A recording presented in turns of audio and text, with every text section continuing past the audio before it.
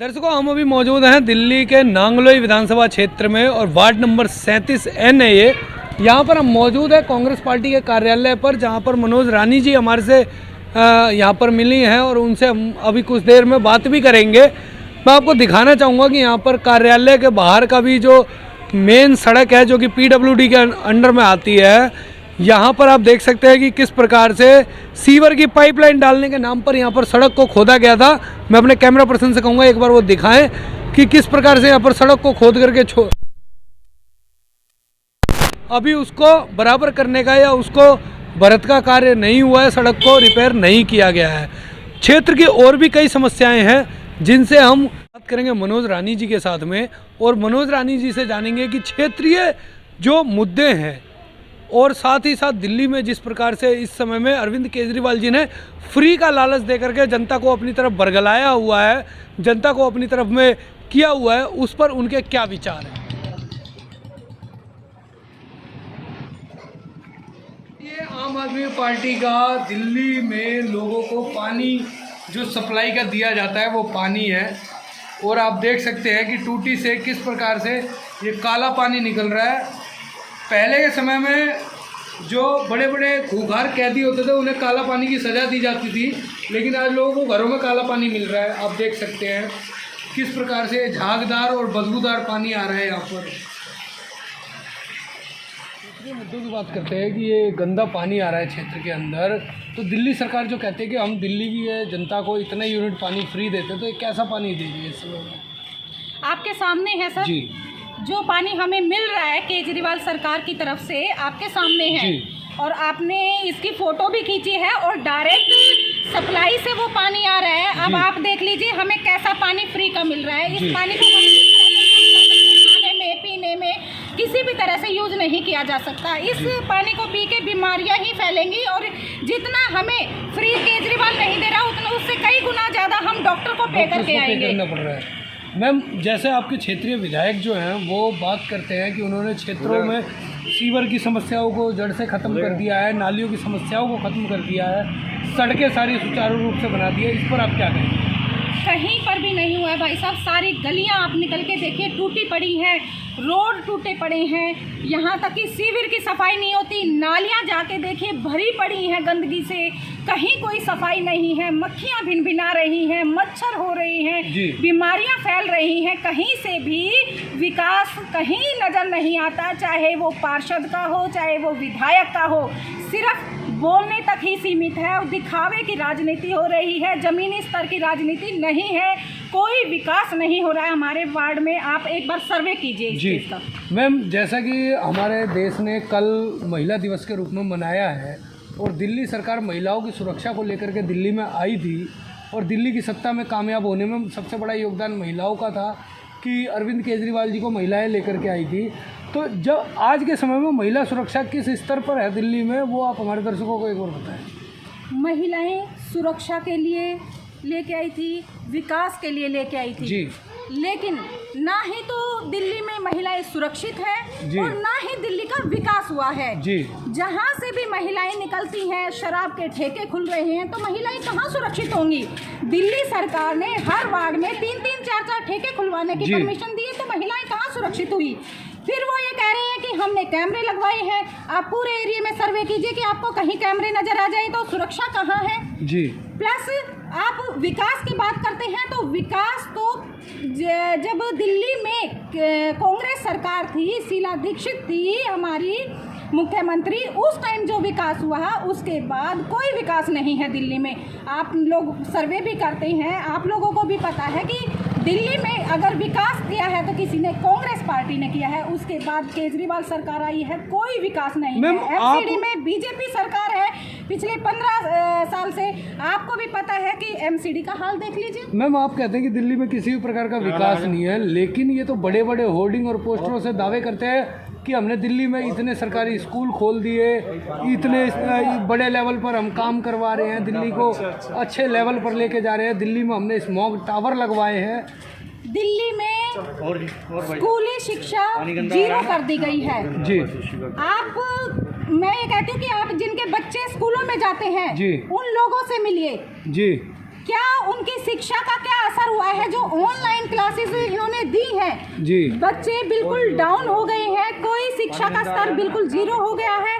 Plus ये कहते हैं जो स्कूल इन्होंने बढ़ाए हैं, कहीं दिल्ली में कोई स्कूल नहीं बढ़ा है। इन्होंने क्या किया है, हर स्कूल में एक एक दो दो कमरे कई लाखों के बना दिए हैं। आप ये बताइए, एक कमरा बनाने के लिए 30 40 लाख का इन्होंने एस्टिमेट दिया है, एक कमरा स्कूल में बनाने के लिए दो कमरों का। ये सिर्फ अपनी ही सरकार के लोगों को बेनिफिट देने के लिए ये सारी नीतियाँ ला रहे हैं। आम पब्लिक के लिए कोई बेनिफिट नहीं है, ना ही जो बच्चे स्कूल में जा रहे हैं उनका कोई इसमें, बल्कि शिक्षा नीति तो बिल्कुल जीरो हो गई है। इन 2 साल में जितना नुकसान बच्चों का हुआ है, मुझे नहीं लगता कि किसी और। केजरीवाल सरकार कह रही है कि वो दिल्ली में स्मोक टावर लगाए जी, लेकिन आपको कहीं पर भी ऐसा लगता है कि आज तक तो वो चालू भी नहीं हुआ है जी। स्मोक टावर कहाँ से है? हमें तो कहीं पर भी नज़र नहीं आता। प्लस वो ये कह रहे हैं कि बसों की फैसिलिटी, बसों की कोई फैसिलिटी नहीं है। इलेक्ट्रिक बस पे ही आ रही हूँ मैं।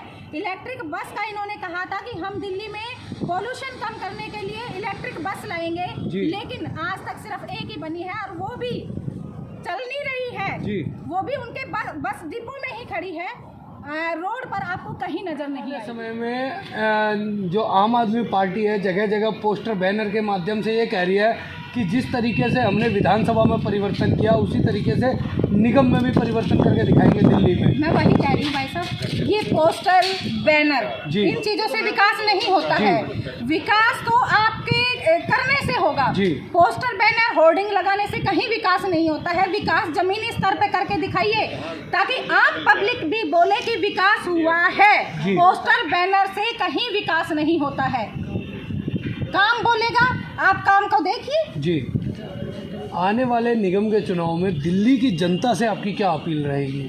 आने वाले चुनाव में मैं दिल्ली की जनता से यही अपील करूंगी कि जिसको भी वोट दें, आपको एक वोट का राइट मिला हुआ है। उस वोट को देने से पहले बहुत सोचे समझे, जो आपके क्षेत्र का विकास कर सके, न कि पोस्टिंग होर्डिंग बैनर इनसे विकास नहीं होता है।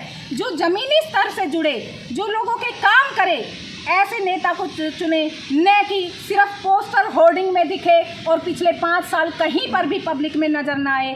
ऐसे को प्लीज़ मेरी हाथ जोड़कर रिक्वेस्ट है, ऐसे को ना चुने जिससे हमारे क्षेत्र का नुकसान हो, हम लोग परेशान हो, आम पब्लिक परेशान हो। जय हिंद। सुविधा महिलाओं के लिए खासतौर पर फ्री की गई है, इस पर आप क्या कहेंगे? इस पर मैं ये कहूँगी कि आपको खुद जाकर देखना चाहिए। सारी बसेस खाली चल रही है जी। अभी ये भी सुना था कि कुछ मार्शल्स होंगे बसेस में जी। बसेस में एक कंडक्टर और ड्राइवर के अलावा कोई नहीं होता है। उन्हें सिर्फ अपने किलोमीटर्स कवर करने होते हैं जी। वो लेडीज़ खड़ी रह जाती हैं।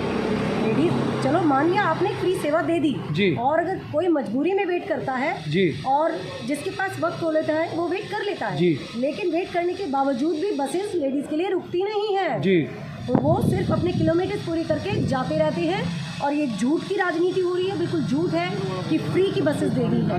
सर, जो दिख रहा है वो सत्य नहीं है।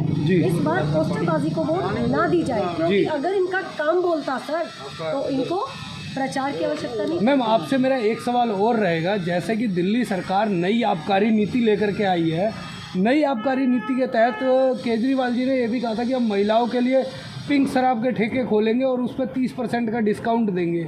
इस पर आप क्या कहेंगे? सर, माता जो होती है वो पहली शिक्षिका होती है बच्चे की जी। मैं भी माँ हूँ जी।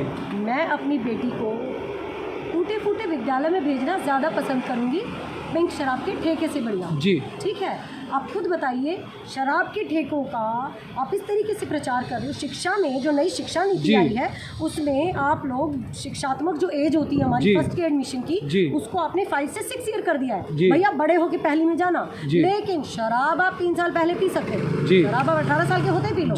तो ये तो क्लियर सत्यानाश है, पब्लिक को दिखना चाहिए। केवल और केवल पहले चलो ठीक है, राजनीति का रूप चाहे जो भी रहा, करप्शन रहा, जो भी रहा, लेकिन ये तो सत्यानाश पे तुल गए हैं जनता की। अब जनता को दिखाई देगा और जनता खुद जवाब देने वाली है इस निगम चुनाव में, क्योंकि लोग अब खुद से बोलते हैं। लोग बोलते हैं, हम नहीं बोलते हैं, लोग भी बोलते हैं कि जो विकास हुआ वो कांग्रेस में हुआ। क्राइम पहले भी होते थे, क्राइम अब भी होते हैं सर। अब तो क्राइम छपते भी नहीं है, इन्हें छुपाने आते हैं। मैम, इस बार के निगम के चुनाव में हम क्या माने कि महिलाएं ज़्यादातर किसकी तरफ जाएंगी? देखिए सर, पांचों उंगली कहीं पे भी बराबर नहीं है।